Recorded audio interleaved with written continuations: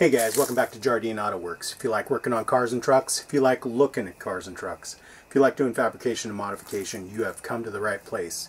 Make sure and hit that like and subscribe button for more content.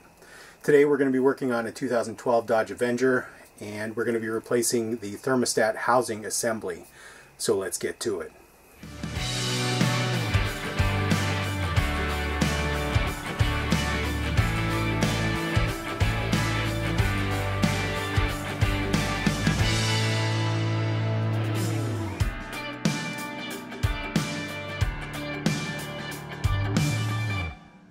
So what we're doing tonight is working on a 2012 Dodge Avenger with a 2.4 4-cylinder. We are replacing the thermostat housing assembly. So what I'm going to do is I want to track the real time that it takes to do this job. But I wanted to kind of go through it with you guys because I know you guys can do this and it'll save you a lot of money. And let me give you the time so that we can track real time. I'm going to cut through this video so that you're not watching me do all the boring stuff, but I will explain how things come apart, how things go back together, and so that you guys can get that done. So right now it's 9:20. We're going to bring the car down, we're going to get it in here, we're going to drain the fluids.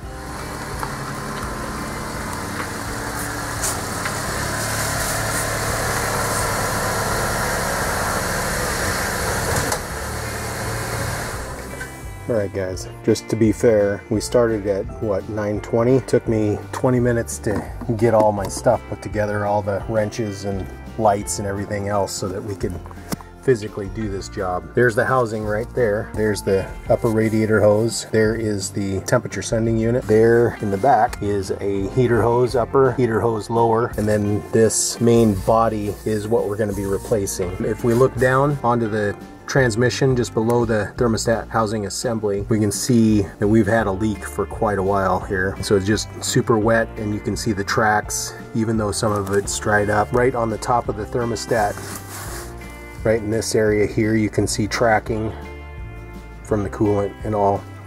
Okay, so what we're going to do here, and I'm not going to bore you while I'm doing this, but we'll track the time. But what we're going to do is we're going to take the top of the air filter housing off. We're going to take the intake air duct. We're going to take that off, and we're going to disconnect our crankcase ventilation system right here that goes into the upper housing here. Then we're going to take this lower air filter housing out, physically out of the car. Okay, 10mm bolt here, and then two 8mm bolts. One right here in the front. Then there's another one that's kind of buried. So you can kind of see it right there. It is right at the tip of my finger there.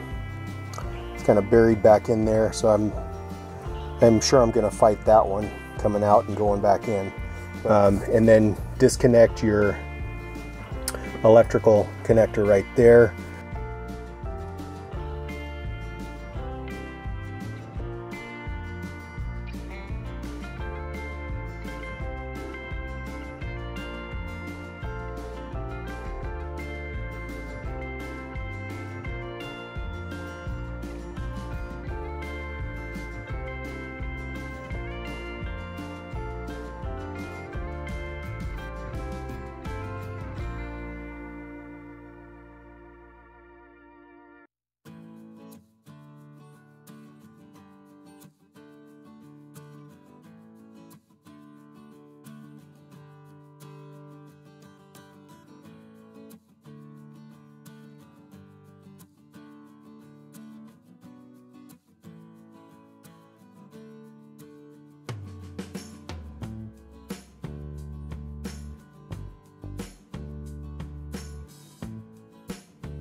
Alright, so we're going to disconnect this electrical connector on the temperature sensor.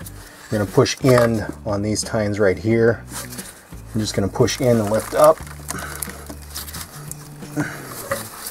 And what do we got? We're right in the middle of a wiring loom here, so you got to push the wiring loom back and get it out of the way. Okay, let's take the upper and the lower hose off. Upper hose.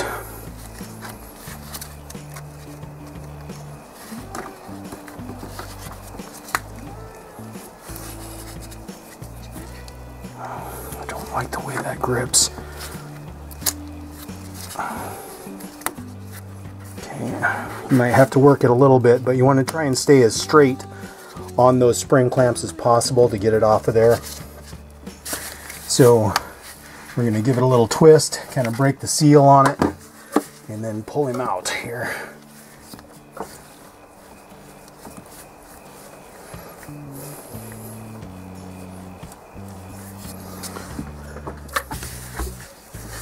Okay, we got it.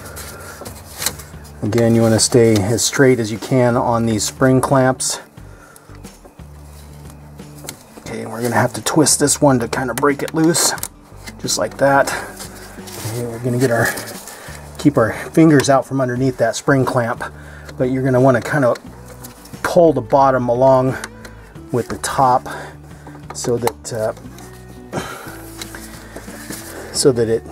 it doesn't get cocked to one side or another to stop you from moving it, because that tends to upset you very quickly. So we got to get it past the end of the housing there. We'll give that one a spin as well. Kind of break loose the. Gonna make a mess here. Looks like there, just like that. All right. So now we're going to get the rear heater lines off of there.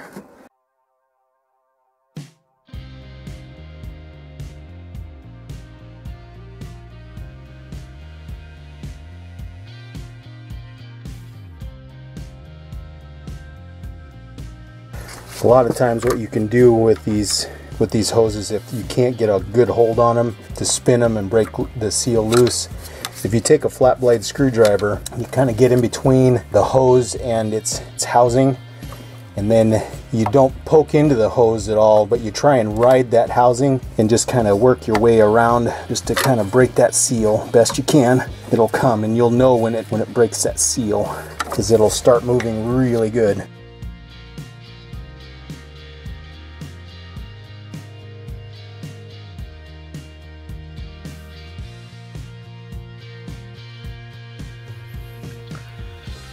So what we've got now is 3 10mm bolts, 2 right there that hold the thermostat in there, and that third one is right there. So to get your bearings, I'm going to back out just a little bit. Okay, so we've got a bolt there. Let me back up so it'll focus. Bolt there, and then a bolt just underneath here. Okay, so there's 3 10mm bolts. Those 3 come out right now. So we're going to break them loose just like this.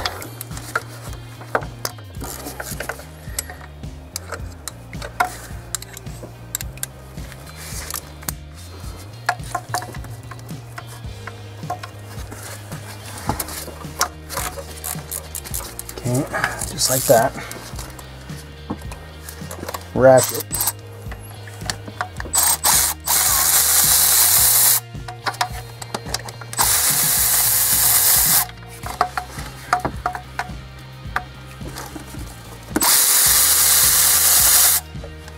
Okay, all 3 loose. We'll take each one out. We'll set those aside so we don't lose them. And then we will grab the front and the rear, and we will, because we've got that O-ring in the back there, we'll just kind of take it easy. Just like that. Whoa! Yeah, we made a mess big time. Alright. Alright, so that's what that guy looks like. Okay, on our temperature sensor, there's a little tab right here in this little groove. You've got to lift up on that guy and then twist the temperature sender at the same time. because basically you're trying to overcome a little notched area. So we've got the tab up over that little keeper spot right there with our little screwdriver, and we're twisting at the same time. It appears to only twist 90 degrees, so don't try and over twist it, thinking it's going to spin its way out like you're unthreading something here. Okay, so you just turn it 90 degrees and then just kind of work it back and forth, pulling it up at the same time away from the housing body.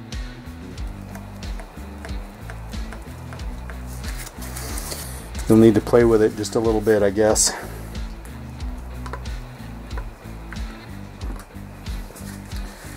Okay, you don't want to break this thing, but see if we can overcome that. Yeah, there we go. Okay, just a little bit of force on the upward motion just to kind of break the seal on that O-ring. Okay, not a lot, because you don't want to break it. It's still got to spin into the new one and latch. Okay, so again, it only twists like 90 degrees. Okay, so what we're going to do is we're going to replace the O-ring on this guy. We're going to put it in our new one. We're going to set the thermostat in there. We're going to replace the O-ring on the metal tube and put this thing back in there. Alright, so we're going to take a razor blade and kind of clean that area up, and then we'll replace this O-ring down here on this metal tube in the back as well.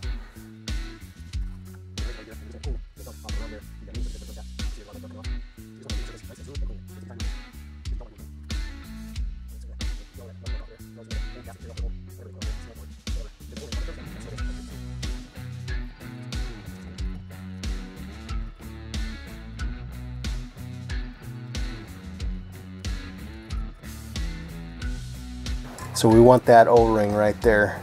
So we're just going to get underneath it with our pocket screwdriver. So now we're going to take our rag and we are just going to go around the outside of that dude and just clean him up. For those of you keeping score at home, it's 10:30. So we've been at it for about an hour. We're going back together right now. Okay, we're going to take our new O-ring, just kind of work him around. I'm just going to kind of spin him over the top, make sure that it's not kinked or anything like that. We've got our thermostat in there, so you want to make sure that the thermostat is fully down inside of the housing. You want to make sure that there's the seal around this port here on it already, and it comes like that. We're going to take the coolant temperature sender, okay, and replace the O-ring.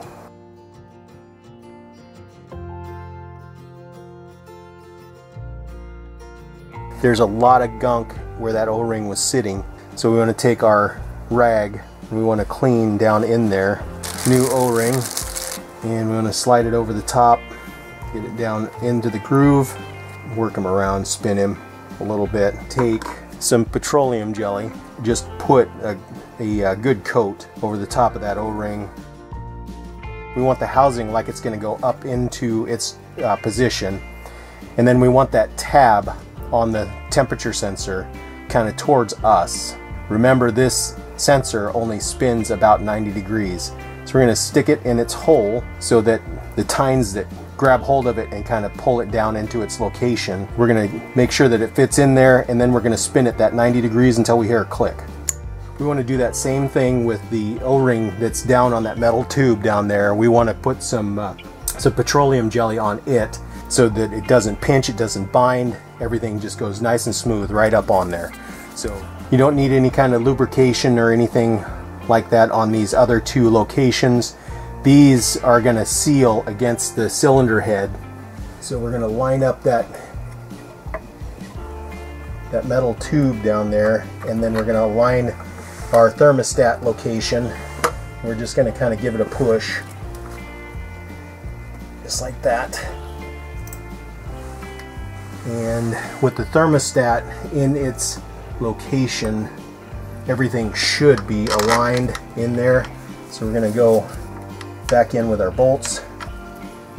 We're going to go in finger tight first, I'm going to start these guys in by hand, best you can.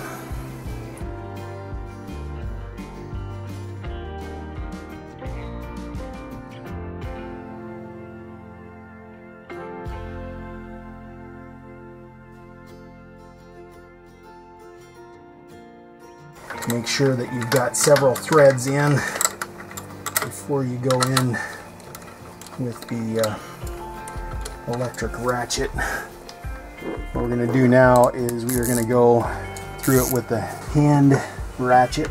You don't want to really reef on this thing because it's only plastic, okay? Okay, so one more time we're going to start at the rear. Make sure that he's nice and snug. Middle, front. So we've got the upper heater hose, the lower heater hose clamps on. We're gonna work our way forward here, but we're gonna take our temperature sensor connector, and again, I'm gonna push this wiring loom out of the way so that we can get it to fit down on there and snap. You heard it snap. From here, we're gonna get our lower radiator hose on. The straighter you get on it, the better your chances are of getting it on there correctly. There you go, just like that. Goes on like this guy right here, just like that. Alligator pliers, get on it as straight as you can so you can pull that clamp all the way to its lock position. Let him go. So now we'll tighten up our 8mm bolts. Kind of Christmas tree clip. If you get a pair of diagonal cutters, you can maybe pry against it. You don't want to squeeze it too hard because you can cut it. We will get our 10mm, get him tightened down as well. Now we will get our air inlet tube in the top of our air box into its location and then snap him together. Crankcase vent, electrical component on the top of the air box. Tighten down our fresh air intake tube on the throttle body, and then we'll be ready to put coolant back in it.